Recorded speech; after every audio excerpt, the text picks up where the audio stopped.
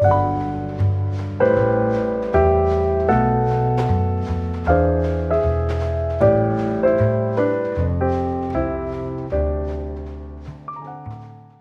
오늘 함께 나눌 말씀은 로마서 3장 20절 한 절의 말씀입니다. 로마서 3장 20절 한 절의 말씀입니다. 제가 가진 성경은 신약 성경 242페이지 그리고 3페이지에 있습니다. 로마서 3장 20절 한 절의 말씀을 다 같이 읽도록 하겠습니다. 시작. 그러므로 율법의 행위로 그의 앞에 의롭다 하심을 얻을 육체가 없나니 율법으로는 죄를 깨달음이니라. 한 번 더 읽겠습니다. 시작.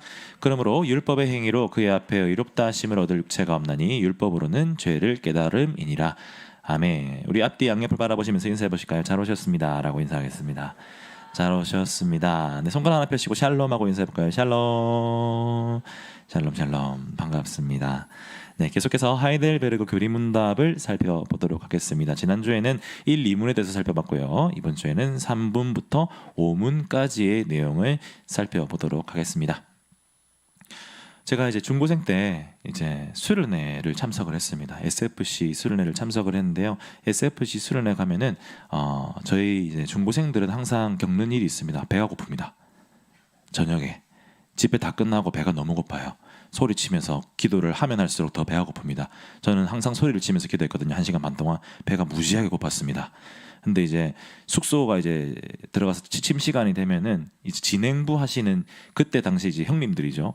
그때 이제 대학생 한 3학년 좀 되는 형님들이 이제 진행부라고 해서 앞을 지키고 있어요. 그래서 나가면 걸리면은 저희는 그랬어요. 저희 때는 엎드려 뻗쳐를 시켰거든요.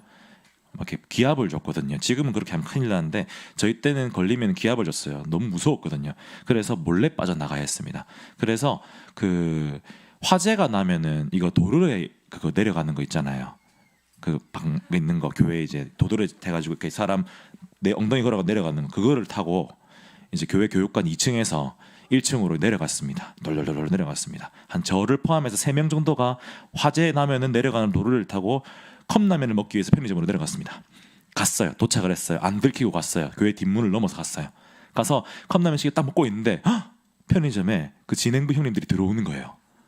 와, 큰일 났다 싶은 거예요. 그래서 얼른 저희가 모자를 푹 눌러 쓰고 막 후드티 쓰고 막 아무것도 아닌 것처럼 막 그냥 PC방에서 방금 나온 대학생처럼 이렇게 오늘 게임 좋았어 이러면서 막 이렇게 아닌 척하고 이렇게 있었어요. 저희 절대 우리를 모를 거야. 왜냐면 수련회가 200명 정도 됐었거든요. 200명 얼굴을 어떻게 외울 거야? 하고 있는데 갑자기 저한테 다가오는 거예요. 그러더니 운동원 무슨 교회예요? 다 가는 거 와! 오씨 어떻게 알았지? 갑자기 되게 너무 놀라는 거예요. 우리 얼굴을 다 외우나? 이랬는데 알고 보니까 제가 이름표를 메고 갔던 거예요. 그러니까 모자를 쓰고 다 가렸는데 여기 이름표 신광교회 누구 딱 나와 있는 거예요. 남마산 SFC 수련회다. 난 몰랐지. 여러분 이처럼 사람은요 자기 자신이 어떤 상태인지는 잘 몰라요. 왜냐하면 우리의 눈이 항상 다른 사람을 향해 있기 때문입니다. 우리 눈을 이렇게 돌려가지고 우리를 볼 수 없잖아요. 이렇게 우리 눈을 안으로 돌려가 우리를 볼 수 없잖아요. 우리를 보기 위해서는 거울이라는 다른 매개체가 필요합니다. 그래야 내 자신의 모습을 그제서야 돌아볼 수 있는 것이죠. 이처럼 인간은 자기 자신을 보지 못합니다. 인간은 자기 자신이 어떤 사람인지 그냥 자기 스스로의 힘으로는 절대 볼 수 없습니다. 근데 특별히 인간은 자신의 영혼에 대해서는 더더욱 더 어떤 상태인지를 알 방법이 없습니다. 우리가 어떤 비참한 상태에 있는지, 우리가 어떤 죄악에 쌓인 그런 죄인의 그런 비참한 상태에 있는지를 인간 스스로의 힘으로는 알 수가 없습니다. 그렇기 때문에 하나님은 인간의 상태가 어떤 심각한 상태에 빠져 있는지를 알기 위해서 하나의 도구를 주십니다. 마치 영혼을 비추는 거울과도 같은 도구이죠. 오늘 하이델베르그 3문에서 5문은요. 우리의 죄와 비참한 상태를 알게 하는 그 도구, 하나님이 주신 도구가 무엇인지를 우리에게 밝혀주고 있습니다. 이에 대해서 한번 살펴볼 텐데요. 잠시 앞선 내용들을 짚어보도록 하겠습니다. 하이델베르그 교리문답 1문에서 2문은 우리가 위로받아 마땅한 자들이며 또 그 위로가 참된 위로가 있는데 세상의 위로가 아니라 그리스도께 속하는 것이 우리의 참된 위로라고 말하고 있었습니다. 그리고 그 참된 위로에 속하기 위해서 우리가 알아야 되는 세 가지가 있는데 첫 번째가 우리의 죄와 비참을 알아야 되고 우리의 구원자가 하나님이라는 사실을 알아야 되고 구원한 반응으로 감사가 나와야 된다는 것을 알아야 된다고 2문에서 말했습니다. 그리고 3문에서 5문부터는 이제 죄와 비참을 아는 것에 대해서 이제 이야기하기 시작하는 거예요. 요런 흐름 가운데 있다는 것을 잘 한번 기억하시면서 한번 3문에서 5문 죄와 비참을 아는 것, 하나님께서 그 죄와 비참한 상태를 알기 위해서 우리에게 주신 그 도구가 무엇인지를 살펴보도록 하겠습니다. 자, 인간은 죄와 비참의 상태를 알 수 없다고 했습니다. 그죠? 생각해 보십시오. 만약에 제가 여러분들이야 이제 신자, 우리 안에 이제 신자들이 많으니까 우린 죄인입니다. 이러면 여러분들이 어떻게 하겠습니까? 아멘 하시겠죠. 신자니까 믿으니까. 근데 제가 정말 생판 모르는 사람한테 어떤 사람한테 찾아가지고 전도를 하는데 탁 가가지고 우리 이순희 집사님 이제 불신자라고 가정하고 제가 안녕하세요. 얼굴이 좋으시네요. 이단 같잖아요. 이렇게 좋은 기운이 있으시네요. 이렇게 할 수 없잖아요. 그러니까 가가지고 근데 당신 죄인입니다. 이러면 뺨을 맞겠죠.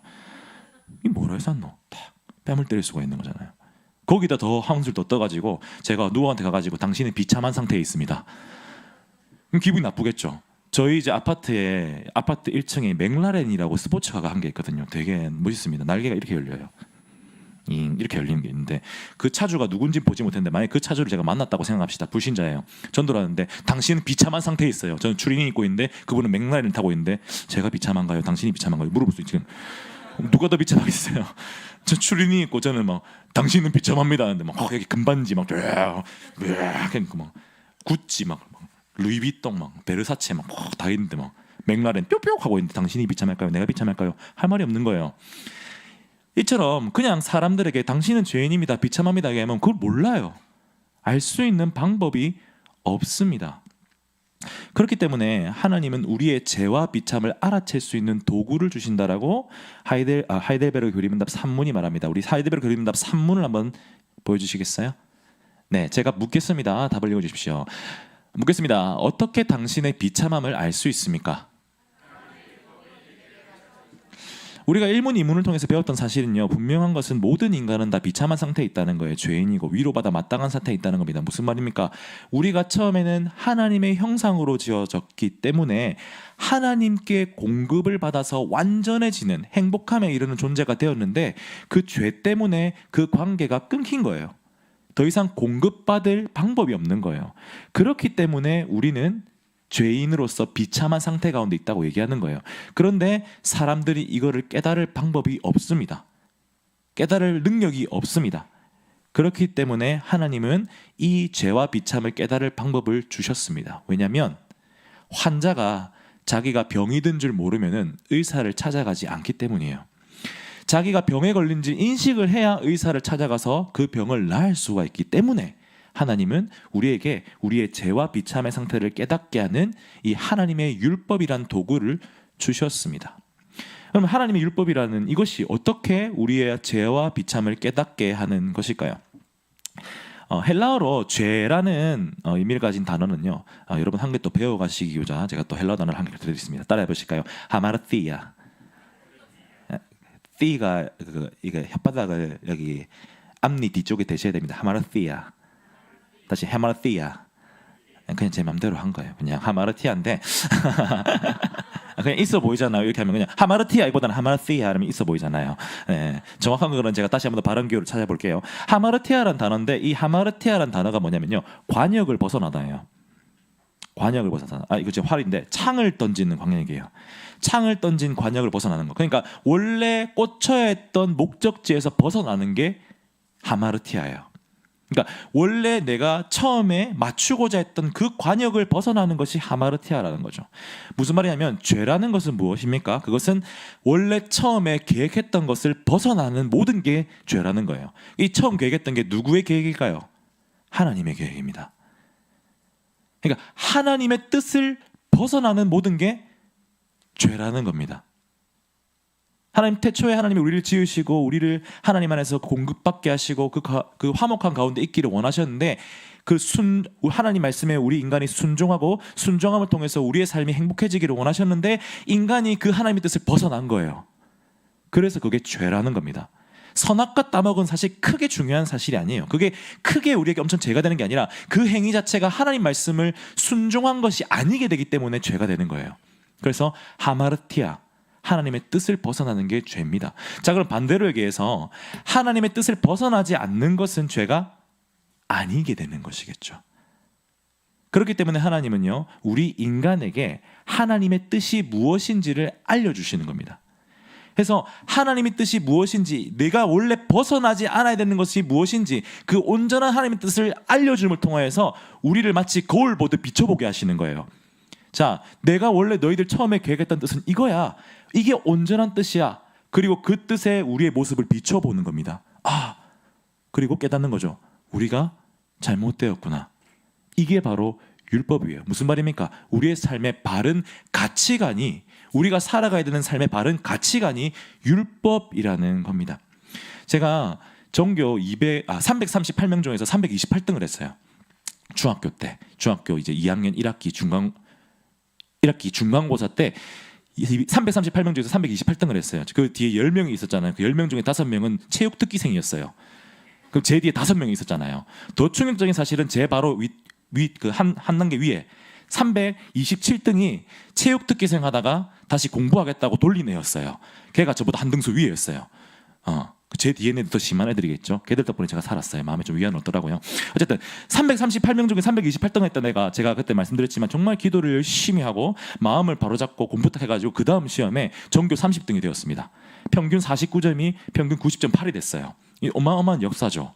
놀라운 일, 기적과도 같은 일이에요. 어쨌든 일단 그거는 그 이후의 일이고요. 그래서 제가 그 잘 친 시험 90.8이 나온 시험에 이제 답안지를 매기고 있었어요. 그래서 저희 반에 전교 5등이었나 했던 친구가 있었어요. 그 친구 이제 답안지가 정답이 가깝잖아요. 그래서 제가 그 친구 옆에서 시험지를 매겼어요. 근데 시험지 좀 빌려줄래? 딱 매겼어요. 제가 그래서 맞았나? 우와 대박! 얘랑 제 답이 똑같은 거예요. 너무 기분이 좋았죠. 근데 제가 동그라미 칠수록 옆에 있는 애의 얼굴이 점점 어두워지기 시작했습니다. 갑자기 제가 점수를 넣으면, 야, 니랑 내랑 답이 똑같다 하니까 갑자기 시험지를 팍 찌면서 망했어! 짜증나! 울기 시작하는 거예요. 그 애는 정답이기 때문에 걔를 기준으로 삼은 저는 기뻤지만, 저는 오답에 가까울 확률이 높았기 때문에 저를 기준으로 삼아서 걔는 기분이 나빴던 거예요. 여러분, 이게 바로 기준점이에요. 기준점이에요. 그 기준을 통해서 내가 어떤 상태인지를 간접적으로 알 수 있는 게 바로 이 기준점이에요. 율법은 바로 이런 것입니다. 율법은 하나님의 뜻을 온전히 다 드러내 있는 거예요. 그리고 그 하나님의 뜻을 벗어난 게 죄잖아요. 그렇기 때문에 그 온전한 하나님의 뜻을 우리 앞에 딱 갖다 놓고, 전신거울처럼 우리 앞에 딱 갖다 놓고 하나님 보라는 거예요. 너희가 어떤 상태인지를.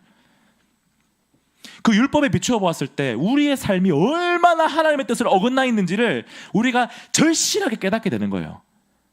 그리고 그것을 통해서 우리가 죄인이구나, 우리가 하나님의 뜻을 벗어나 비참한 상태에 처해 있는 이 죄인이구나라는 사실을 우리가 절실히 깨닫게 되는 거예요. 바로 이러한 방식으로 하나님의 율법은 우리 인간의 죄와 비참의 상태를 깨닫게 하는 하나님의 도구로 사용되어집니다. 자, 그렇다면 그러한 하나님의 도구, 우리의 죄와 비참을 깨닫게 하는 그 하나님의 도구인 율법을 통하여서 우리 인간을 한번 바라보면 우리 인간이 어떠한 모습으로 보일까요? 한번 살펴보겠습니다. 우리 하이델베르그 교리문답 4문을 한번 보여주시겠어요? 제가 묻겠습니다. 하나님의 율법이 우리에게 무엇을 요구합니까?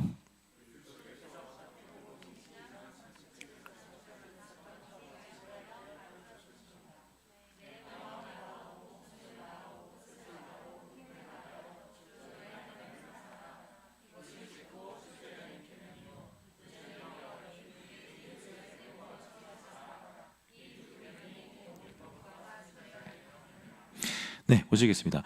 율법이라고 했을 때 율법이 무엇이냐면요, 일단 첫 번째로 성경에서 말하는 율법은요, 인간 본성에 새겨진 율법이라는 것이 있습니다. 이것은 아담과 하와를 지으셨을 때 하나님이 그 안에 넣어두신 율법이에요. 그래서 아담과 하와는요, 특별히 배우지 않았지만, 교육을 받지 않았지만 창조된 그 순간부터 하나님의 뜻대로 살아갈 수 있었어요. 그런데 그 아담과 하와가 타락하고 나서 그 우리의 본성에 새겨진 율법이 희미해지기 시작합니다. 근데 그 흔적이 남아 있어요. 그래서 하나님을 믿지 않는 일반적인 세상의 사람들도 도덕적이고 윤리적으로 살 수 있는 것입니다. 그게 우리 안에 본성에 새겨진 율법의 흔적이라고 하는 것이에요. 그리고 그 이후에 그 희미해진 인간의 그 삶의 모습을 바라보시고 하나님이 이제 하나님의 백성들에게 새롭게 율법을 만들어서 주십니다. 그게 바로 하나님의 율법, 이 말씀이죠. 그리고 그 말씀을 요약을 해서 탁 주시는 게 성경에 나오는 십계명입니다. 그리고 그 십계명 10가지 계명의 이야기를요, 예수님은 말씀 속에서 요약을 하시길 2가지로 요약을 하셨습니다. 저를 따라 말씀해 주시겠습니다. 네, 바로 여기까요. 말씀해 보시겠습니다. 첫 번째, 하나님 사랑, 이웃 사랑. 다시 합니다. 하나님 사랑, 이웃 사랑. 이 2가지로 요약을 하셨어요. 결국에 율법의 내용이 무엇입니까? 율법이 요구하는 게 무엇입니까? 라고 할 때 우리는 하나님 사랑과 이웃 사랑이라고 요약할 수 있습니다. 자, 그렇다면 이제 하나님이 우리 앞에 거울을 딱 두시는 거예요. 그 거울은 하나님 사랑과 이웃 사랑입니다. 이 2가지를 잘 하느냐 안 하느냐에 따라서 우리가 죄인인가 아닌가, 우리가 죄를 짓고 있는가 안 짓고 있는가, 우리가 비참한 상태에 처해 있는가 아닌가를 알 수 있는 거예요. 한번 비교를 해볼까요? 하나님 사랑, 여러분 하나님 사랑하십니까? 아멘이라고 하시죠. 뭐 우리가 아멘이라고 할 수 있습니다. 또 다른 게 외적으로 충분히 하나님에 대해서 사랑을 표현할 수 있습니다. 찬양하는 것, 성경을 읽는 것, 기도하는 것, 그 다음에 또 예배 가운데 나아오는 것, 우리 외적인 표현을 우리 섬김의 자리에 기꺼이 나아가는 것, 헌금하는 것, 그 모든 게 다 외적으로 우리가 하나님 사랑을 표현하는 것이에요. 하지만 여러분, 하나님은요 그 마음의 중심을 보시는 분입니다. 우리의 마음은요, 우리의 생각은요, 우리가 하나님 사랑으로 가득 차 있고 그것을 온전히 매 순간마다 지키고 있나요? 하나님 마음의 중심을 보시는 분입니다. 여러분, 이 말이 얼마나 두렵고도 떨리는 말인지를 아셔야 됩니다. 하나님 마음의 중심을 보시는 분입니다. 우리의 마음에 누가 있는지를 보시는 분이에요.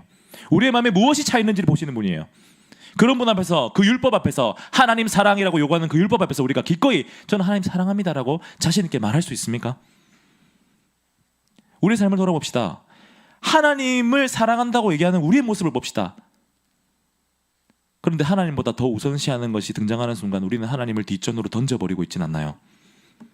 내 연인이 하나님보다 앞서지 않나요? 돈이 하나님보다 앞서지 않나요? 내 가족이 하나님보다 앞서지 않나요? 내 고집이, 내 커리어가, 내 학업이, 내 감정이 하나님보다 앞서고 있진 않나요? 아주 일반적인 얘기입니다. 특별한 얘기가 아닙니다. 그렇기 때문에 우리는 하나님 사랑을 온전히 이룰 수가 없습니다. 자, 그렇다면 하나님은 뭐 어렵다 쳐도 이웃사랑은 조금 할 수 있지 않을까요? 이웃사랑 어떨까요? 뇌과학자들이 통계를 내본 일이 있다고 합니다. 그래서 사람이 어떤 대상에게 가장 살면서 가장 화를 많이 내는가, 이걸 조사해 봤대요. 여러분, 살면서 어떤 한 사람이 가장 많이 화를 내는 대상이 누굴까요? 가족. 맞습니다. 엄마입니다. 이 통계학적으로 뇌과학자들이 연구를 했대요. 한 사람이, 한 개인이 살면서 가장 많이 화를 내는 대상은 1위가 엄마입니다. 2위가 누구게요? 아니, 아빠한테는 화를 못 낸대요. 아빠는 좀 무섭대요. 1위가 엄마고요. 2위가 부부, 배우자입니다. 2위가 배우자입니다. 그러니까 지금 결혼하지 않으신 분들은 여전히 1위가 엄마란 얘기예요. 잘 돌아보세요. 결혼하는 순간 이제 2위, 이제 부부가, 배우자가 생기고 3위가 누굴까요? 형제 자매입니다. 그리고 마지막 4위가 누굴까요? 자식이에요. 자녀. 결국에 뭐냐면 1위부터 4위까지가 다 자기랑 가까운 사람이에요. 1위부터 4위까지가 다 자기랑 가까운 사람이고 자신이 소중하게 생각하는 사람인 거예요. 뇌과학자들이 이게 되게 이상한 거예요. 소중하게 생각하면 화를 안 내야 되는 거 아닌가, 왜 그렇지 하면서 뇌과학적으로 연구를 해봤대요. 인간의 뇌 속에 나라는 걸 인지하는 부분이 만약에 이쪽에 있다면 나 말고 타인이라는 부분을, 대상을 인지하는 부분이 이쪽에 있대요. 완전히 반대에 있는 거죠. 그런데 특별히 부모님, 자식, 배우자, 형제 같은 나와 가까이 있는 사람일수록 인지 영역이 나 쪽에 가까이 있다는 거예요.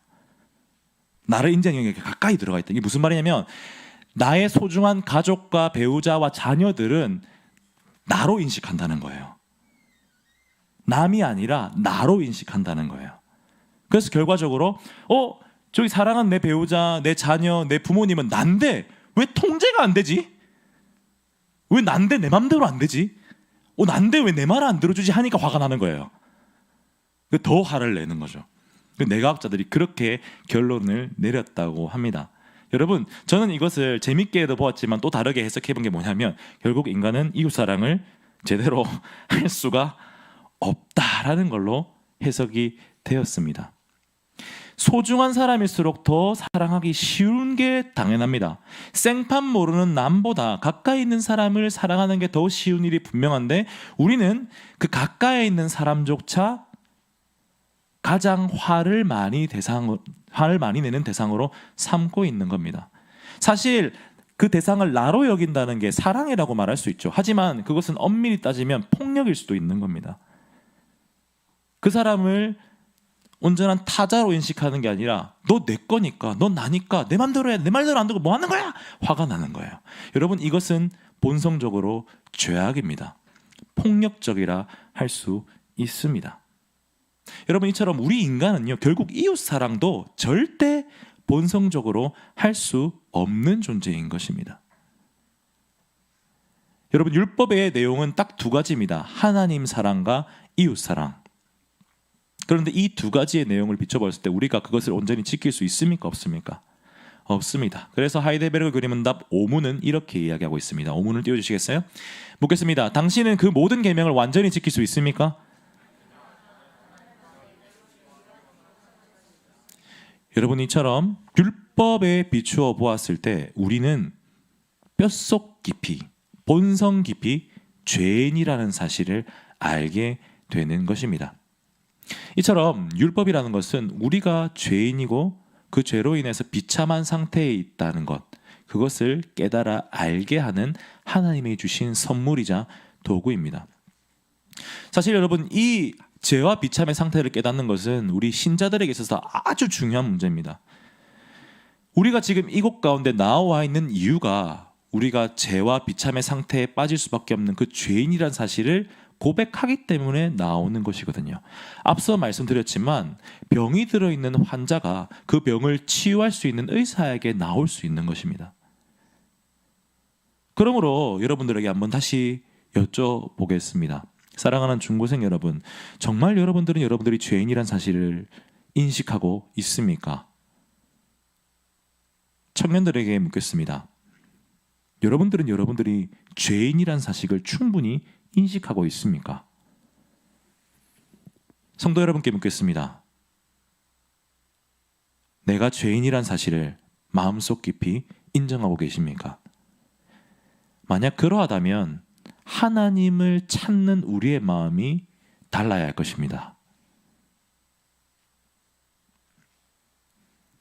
그냥 교회를 나와서 내가 맡은 일을 다 하고 예배 끝나고 돌아가는 것으로 만족하지 않아야 합니다.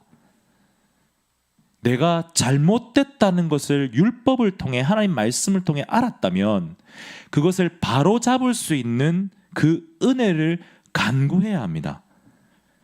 예배를 통해서 그것을 얻고자 간절히 구해야 됩니다. 그리고 삶 속에서 적용하려고 하는 노력이 있어야 됩니다.